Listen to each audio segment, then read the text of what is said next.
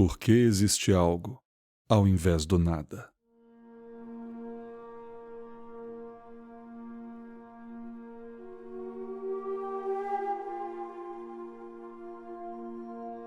Essa, para vários filósofos, é a pergunta-chave de toda a filosofia. Ela gera outras perguntas, e as várias hipóteses levantadas são, por vezes, assustadoras. Mais assustador ainda é quando a ciência mira numa delas e começa a buscar evidências.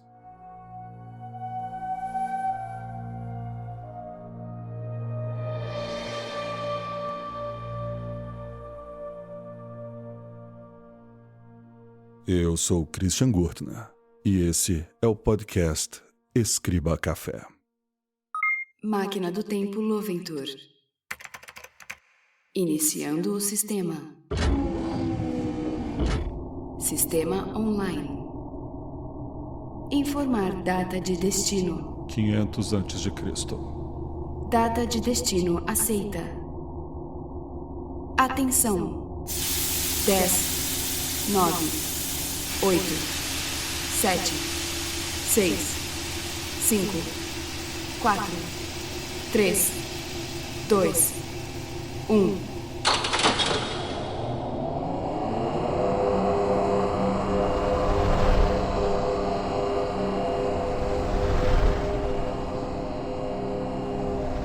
Sequência do tempo iniciada. Iniciando rotação cíclica. Sequência para a velocidade da luz iniciada. Todas as fases foram completadas.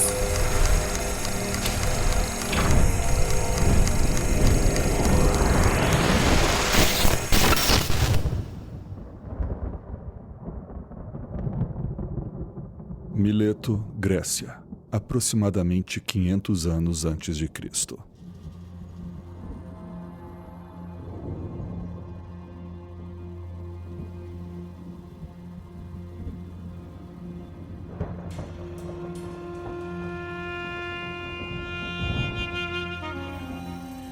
Um homem chamado Tales caminhava durante a noite, com o olhar fixo nas estrelas. Há muito tempo que ele estudava constelações e o movimento dos astros. Nesse dia, ele estava tão focado na observação que não viu um poço e caiu dentro dele. Conta a lenda que uma camponesa que presenciou a cena zombou de Tales, dizendo: "Eis aqui um homem que estuda as estrelas, mas não vê o que está aos seus pés." Mileto foi um importante porto comercial no mundo grego. Pessoas de várias partes e culturas passavam por ali, trazendo histórias, ideias e visões de mundo. E isso contribuiu para o nascimento da filosofia grega através de Tales, considerado o primeiro filósofo do Ocidente. Ele não deixou nenhum documento, mas suas ideias foram posteriormente eternizadas através de escritos de outros grandes filósofos. Tales de Mileto foi o primeiro a quebrar a visão mitológica do mundo e buscar uma explicação de por que o mundo é da forma que é. Ele separou o cosmo em como as coisas aparentam ser e como elas realmente são, ou seja, a realidade.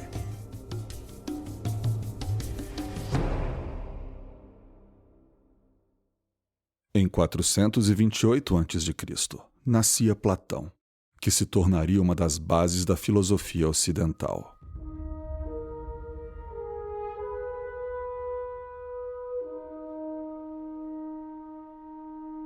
Em sua obra A República, escrita por volta do século IV a.C., há uma passagem nos diálogos onde ele apresenta a alegoria da caverna, a qual monta o seguinte cenário. Imagine um monte de pessoas que, desde seu nascimento, vivem em uma caverna, amarradas de forma que não podem se mexer nem olhar para outra direção, que não seja a parede do fundo da caverna. Nessa parede são projetadas sombras criadas por diversos objetos que são colocados de frente para uma fogueira, que está atrás dos prisioneiros, que não podem ver a fogueira, os objetos ou quem os está colocando ali.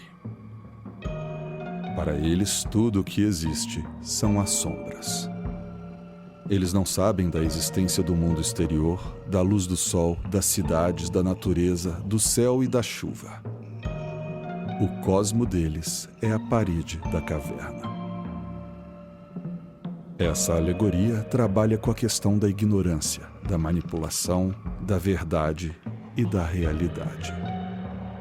Essa última seria o cerne daquilo que ficou conhecido como metafísica.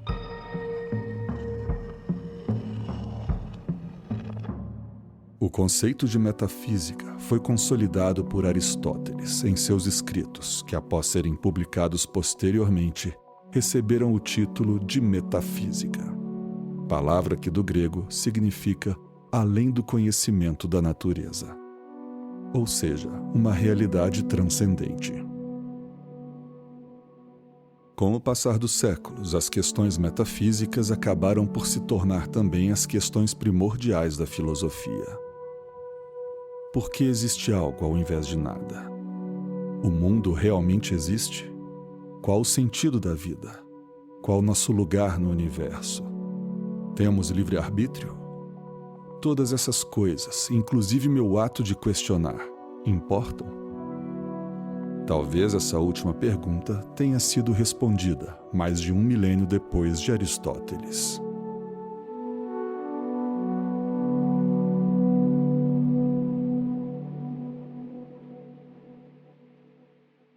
Leiden, Países Baixos, 1640. Já era noite quando o filósofo francês René Descartes acende o lampião da escrivaninha, pega sua caneta e começa a escrever.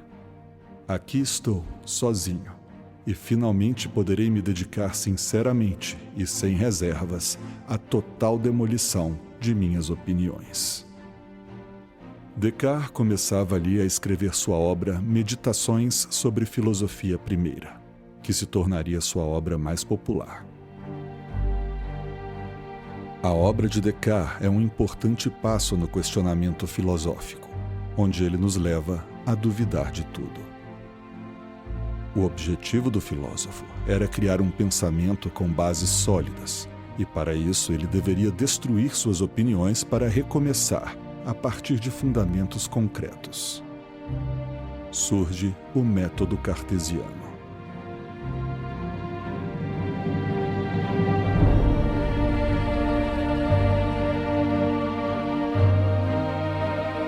Descartes, assim, duvida de tudo e, justamente por duvidar de tudo, ele consegue afirmar uma certeza: a que ele existe. Para explicar, ele inicialmente questiona nossos sentidos. Podemos confiar neles? O que vemos, o que escutamos, o que tocamos e cheiramos, tudo isso é confiável? Como saber se não estamos sonhando? Nos sonhos, nossos sentidos nos enganam.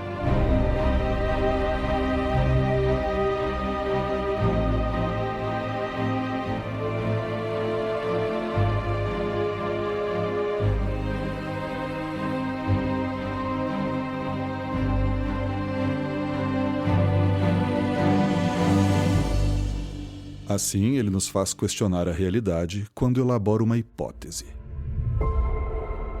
Imagine que existe um gênio maligno, ou demônio, cujo único objetivo é me enganar.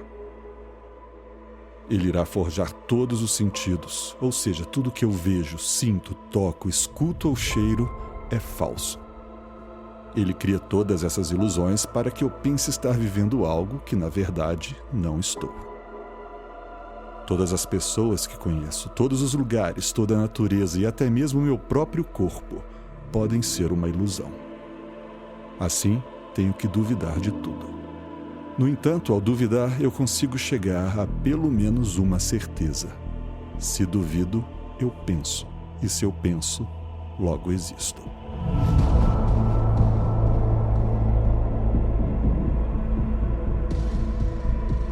Essa afirmação, que foi escrita em latim, cogito ergo sum, ao pé da letra significa penso, logo sou.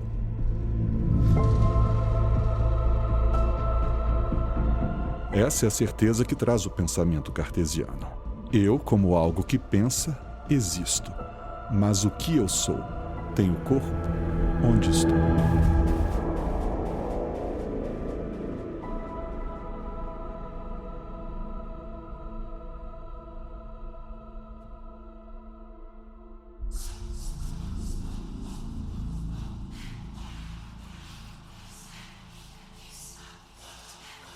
Descartes cria um terreno para outro pensamento mais radical, o solipsismo.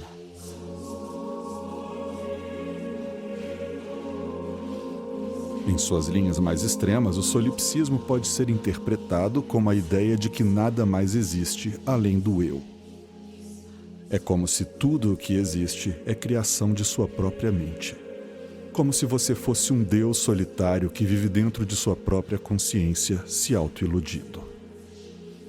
Mas numa visão mais moderada, o solipsismo tem como base a hipótese de que somos nossas próprias experiências.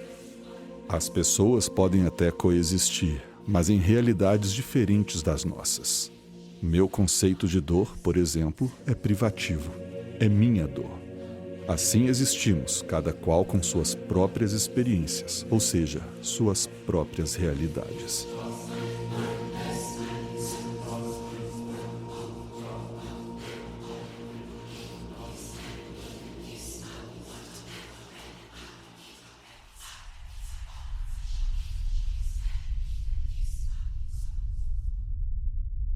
Questionar a realidade invariavelmente nos levará a caminhos estranhos, os quais podem ser difíceis de imaginar. Se a realidade não é o que aparenta ser, o que é? A ideia de um gênio maligno nos enganando e criando todas as nossas sensações e experiências não abriu terreno só para o solipsismo. O método cartesiano também contribuiu para a ciência, que acabou por evoluir. E, finalmente, trouxe uma hipótese que transformaria o gênio maligno de metáfora para algo que pode ser real. A hipótese de que vivemos em uma simulação.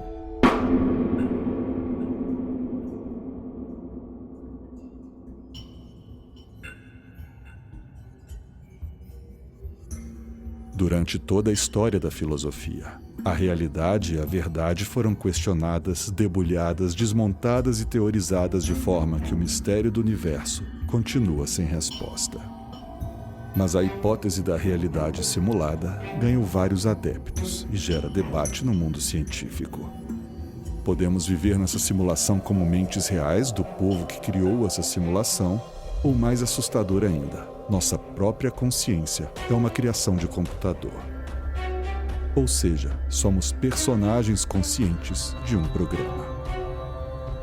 E para criar uma simulação tão complexa como essa, renderizar um universo inteiro e bilhões de consciências, seria necessário uma máquina com tamanho poder computacional que nos é inimaginável a possibilidade disso existir. Portanto, se isso é uma simulação, é uma montagem do passado da civilização avançada que a criou. Estamos vivendo a história de um povo que vive já há milhares ou milhões, ou quem sabe bilhões de anos. Mas qual seria o objetivo de uma complexa simulação dessas? Um jogo? Um experimento? E é esse um dos argumentos dos críticos dessa hipótese. A de que uma civilização que atingiu um avanço tecnológico dessa magnitude já não teria qualquer razão para criar algo assim, já que a complexidade e a energia necessárias para isso seriam homéricas. Os mais céticos chegam a afirmar que jamais seria possível criar uma simulação dessas proporções, nem com milhões de anos de desenvolvimento tecnológico. Mas é exatamente aí que pode morar o problema. Nosso vislumbre do futuro tecnológico pode ser ainda muito pobre em relação a uma civilização que se desenvolve tecnologicamente há milhões de anos. Não podemos sequer imaginar seus motivos e capacidades. Não temos sequer a mentalidade necessária para isso. Mas alguns pontos destacados por cientistas são intrigantes quando pensamos na hipótese da simulação. Uma delas é a velocidade da luz. Essa é a velocidade máxima de qualquer coisa no universo. É impossível viajar mais rápido que a luz, seja um foguete, seja uma onda ou uma partícula. Nada pode ir mais rápido. Essa poderia ser a limitação de processamento do computador que gera essa simulação. Ou seja, assim como um jogo, o mundo vai sendo renderizado à medida que o personagem se locomove. Esse argumento ganha mais força ainda quando um experimento com raízes no século XIX criou um enigma. Trata-se do experimento da dupla fenda, onde Thomas Young demonstrou que a luz se comporta como ondas e não como partículas, como se acreditava. No entanto, posteriormente, com o estudo da mecânica quântica, ao reproduzir o experimento, notou-se algo estranho. Apesar de realmente se comportar como onda, ao se tentar medir ou observar o fenômeno, os fótons passaram a se comportar como partículas. Seria isso mais uma evidência de renderização? Um fenômeno que se altera a partir do momento que é observado é facilmente aplicado como evidência de uma simulação, ou até mesmo de teorias mais excêntricas. Ou será, como muitos dizem, o equipamento usado na observação que causou uma interferência que mudou o comportamento dos fótons?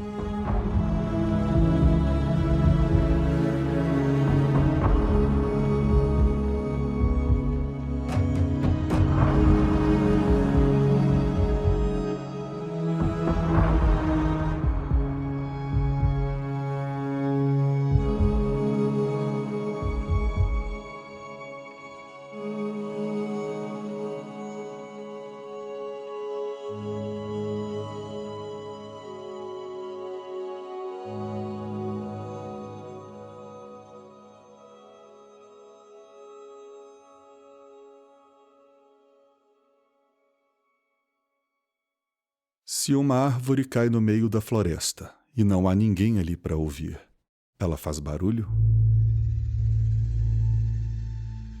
Essa pergunta pode parecer simples e até ingênua. No entanto, ela é o reflexo de tudo que tratamos até agora e fez pensadores de várias épocas e lugares refletirem sobre a questão. A ciência, ao utilizar o conceito de som, pode dizer ser correto afirmar que a árvore não fez nenhum barulho, já que, para que haja som, é preciso que haja ouvidos para receberem a vibração causada pela queda e assim transformar aquela vibração em som após o processamento do cérebro. Mas essa é só a ponta do iceberg. A pergunta é baseada na colocação de um bispo irlandês do século XVII, chamado George Berkeley. De acordo com seu pensamento, a árvore não só não faz barulho ao cair, como sequer existe, caso não haja um observador. Novamente, é possível usar um argumento desses para fortalecer a ideia de uma simulação de computador, mas também de um Deus, já que o próprio Berkeley coloca a razão da existência de tudo na presença de um Deus que está observando tudo e todos.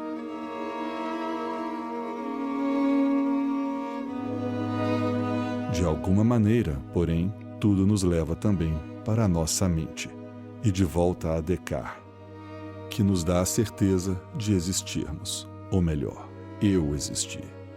Penso, logo existo. E como observador ou até criador, tudo à minha volta é obra ou por causa de minha mente. Leve isso agora para você que está me ouvindo. Onde você está? Deitado, deitada, no carro, com fones de ouvido ou som do carro, tendo minha voz como uma voz de sua própria cabeça? Você está pensando, questionando. Então você sabe uma só coisa: você existe. Mas o que é você? Esse seu corpo é você ou uma ilusão criada por sua mente? Veja o que está à sua volta. Tudo isso existe porque você está aí. olhando, sentindo, percebendo. Tudo aquilo e aqueles que você não está ouvindo, sentindo, olhando, eles existem nesse momento? E se tudo que existe é por sua causa ou criação sua, seria você Deus? Uma consciência solitária, presente numa existência obscura sobre a qual pintou um quadro chamado Cosmo, com tudo que existe, e de repente não se percebe mais só, e sim um ser dentre vários outros, um grão no infinito universo, que no fim é você.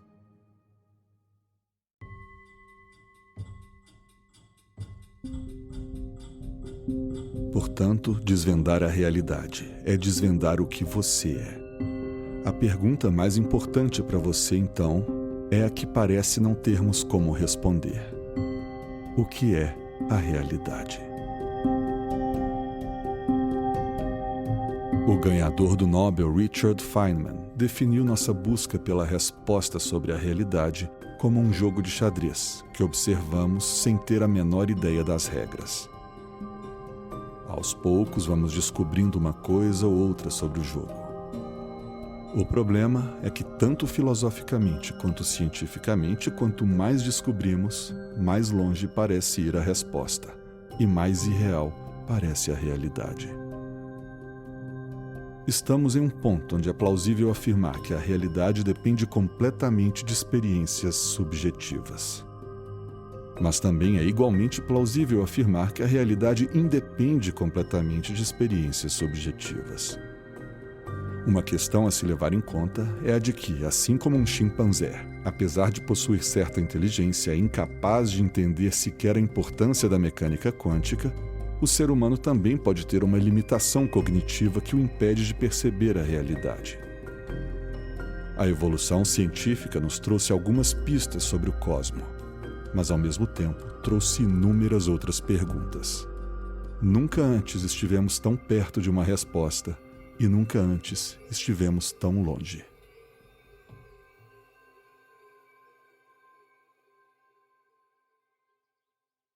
E se a dificuldade de termos as respostas para definir a realidade seja porque a realidade muda?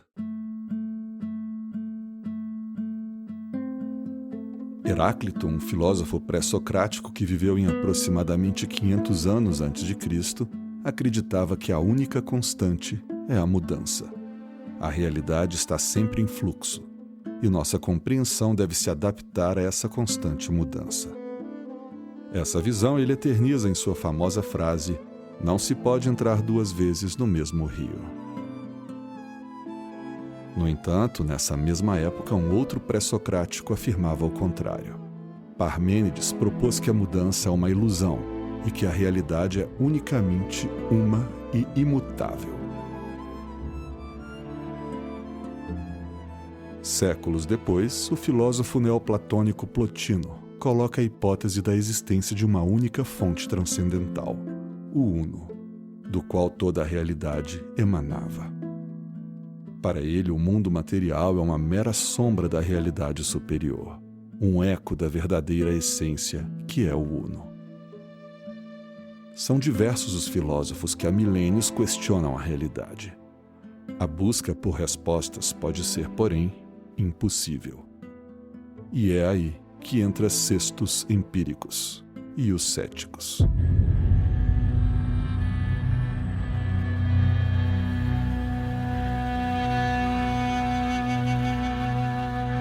O ceticismo foi uma escola de pensamento da antiguidade que influenciaria grandes nomes do pensamento antigo e moderno.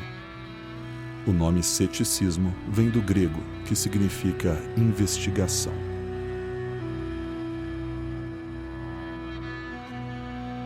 O ceticismo antigo começou com Pirro de Elis, que duvidava da possibilidade de conhecimento real, argumentando que porque as coisas aparecem de maneira diferente para diferentes observadores, não se pode confiar plenamente em nossos sentidos ou juízos racionais.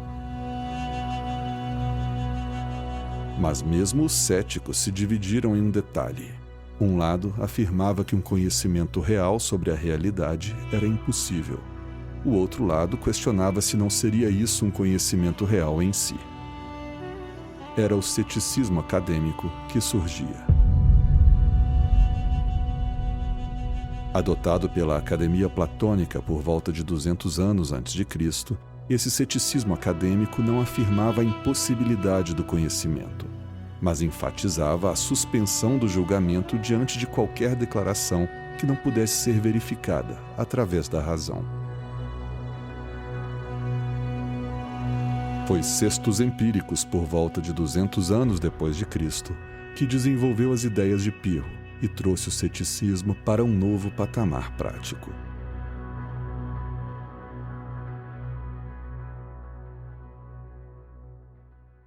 O pirronismo tinha como pilar 3 perguntas que foram respondidas. Eram elas: qual é a natureza de qualquer coisa, incluindo ética? Como alguém deve responder a qualquer coisa, incluindo ética? Qual será o resultado da resposta de alguém a qualquer coisa? E as respostas eram: todos os fenômenos observáveis são indiferenciados, instáveis e não fixos por natureza. As percepções sensoriais não podem dizer a verdade sobre fenômenos observáveis, nem podem mentir, porque os fenômenos observáveis estão além da capacidade dos sentidos de realmente compreender. Deve-se, portanto, abster-se de julgamentos ou quaisquer conclusões sobre o que é percebido, recusando-se a aceitar quaisquer alegações com base no fato de que elas não são nem verdade nem mentira, mas simplesmente observações pessoais, baseadas em experiência e crença. E foi justamente na suspensão dos julgamentos que Sextus Empíricos fixou seu pensamento. Ele afirma que para cada argumento existe um argumento contrário igualmente plausível. Por isso, devemos suspender nosso julgamento e adotar uma posição de não assentimento, o que levaria a uma tranquilidade mental chamada ataraxia. Talvez Sextus Empíricos, o qual sabemos muito pouco ou nada sobre sua vida particular, tenha direta e indiretamente encontrado uma saída.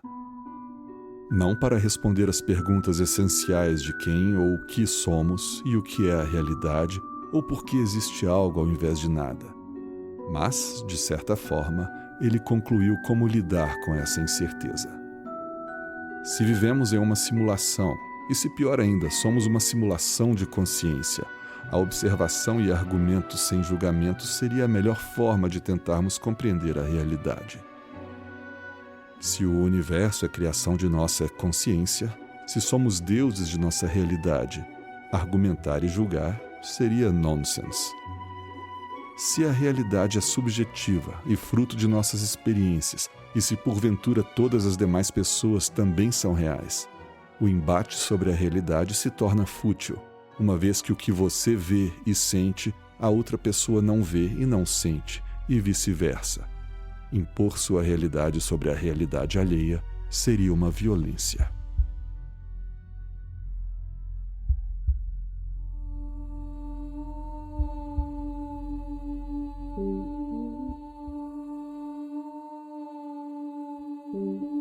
Muitos tentam explicar a realidade através de um Deus, uma religião.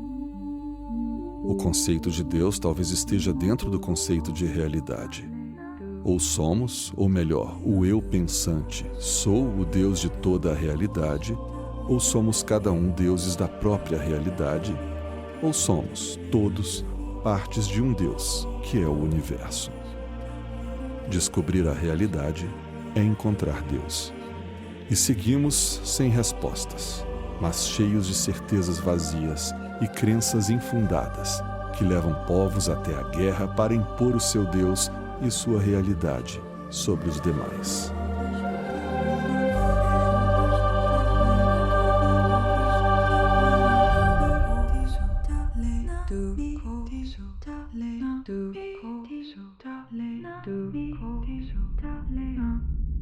O problema maior nessa busca por respostas talvez seja o fato de sermos incapazes cognitivamente de enxergar a resposta. Existem mistérios que nos são invisíveis, não porque não existem, mas porque não temos uma mente capaz de compreender minimamente a resposta. Imagine o universo, todo o universo. É um enorme espaço cheio de pedras, astros, matéria e energia de todos os tipos. Tudo surgiu possivelmente de um Big Bang. Era um corpo tão denso, mas tão denso que já desafia nossa capacidade de imaginá-lo. Tão denso que, quando explodiu, criou todo o universo. Imagine então o que havia antes desse corpo denso. Como todo o universo veio desse corpo, onde ele estava situado? No nada, pois se veio dele tudo, ele estaria flutuando no nada. A questão é que não conseguimos compreender o nada. Imagine agora o antes desse corpo, que sequer vamos discutir de onde veio. Quando ele não existia, e sim só o nada em que ele estava. Tente imaginar esse nada. Não é um espaço, pois o espaço e o tempo não existiam. Não é um vazio com tudo preto ou tudo branco, pois o vazio é um espaço e cores são fenômenos. Tente imaginar o nada. Vê? Aí está a nossa limitação cognitiva.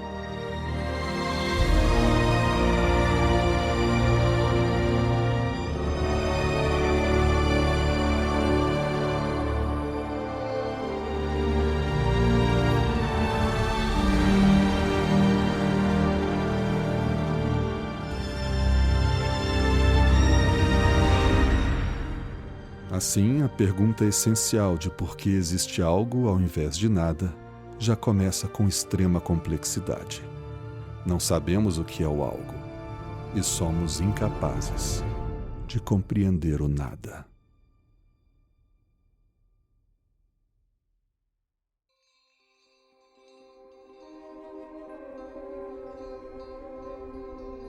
Senhoras e senhores, eu sou Christian Gurtner. E me é uma honra ter você como ouvinte. Maior honra ainda será ter sua opinião, crítica ou até complementar o tema desse episódio em nosso site. Basta acessar escribacafé.com, ir até o post desse episódio e lá deixar o seu comentário, ou até responder outros comentários, tornando-se parte da nossa comunidade. Além disso, lá você encontra a transcrição e também a bibliografia da pesquisa do episódio. Então acesse escribacafé.com. E uma curiosidade, a bibliografia desse episódio foi uma das maiores até hoje. Aguardo vocês lá. Vai ser uma honra também conversar com vocês nos comentários do episódio. A todos que me ouvem, o meu muito obrigado. Um grande abraço e fiquem em paz.